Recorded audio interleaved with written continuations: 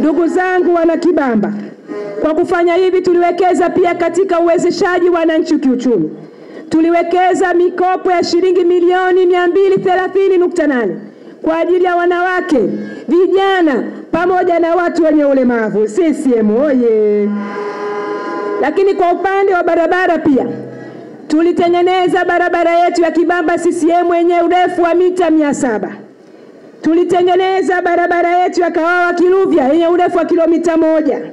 Lakini barabara ya Siamfalme yenye kilomita 800 kwa gharama ya shilingi milioni 184.8.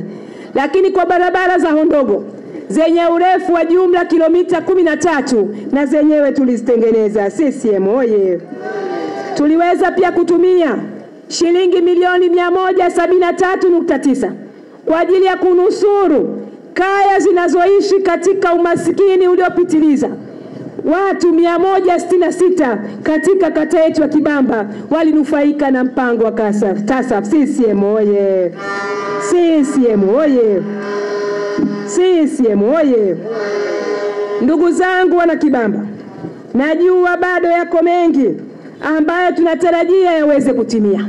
Kwa upande wa zahanati, najua kwa mtaa wetu wa Kibamba bado hatuna zahanati wala kituo cha afya. Tutahakikisha tunaweza kujenga zahanati katika eneo hili. Changamoto kubwa imekuwa ni ukosefu wa eneo la kujenga.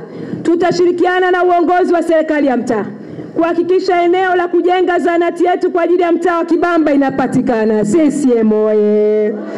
CCM oye! Lakini vile vile kwa wenzetu wa Mdidimua, na kwenyewe tunatambua muhimu wa kuwa na zahanati katika eneo hilo. Tutawasogezea huduma karibu zaidi kuhakikisha na wenzetu wa Mdidimua wanapata zahanati. CCM oye! Nilisikia hitaji la soko kubwa mwenyekiti wetu alisema. Nikushukuru sana. Hilo ni pamoja eneo moja la kipaumbele katika maeneo yangu. Tutafuatilia kushawishi tuweze kupata soko kubwa katika kata yetu ya Kibamba. CCM oye! Lakini sambamba na hilo, natambua kwa kuwa Kibamba ndio lango la kuingilia Dar es Salaam, tutaendelea pia kushawishi tupate maeneo kwa ajili ya kuweka kongani ya viwanda kwa ajili ya uwekezaji, kutoa ajira na kutengeneza fursa mbalimbali katika kata yetu ya Kibamba. CCM oye! CCM oye!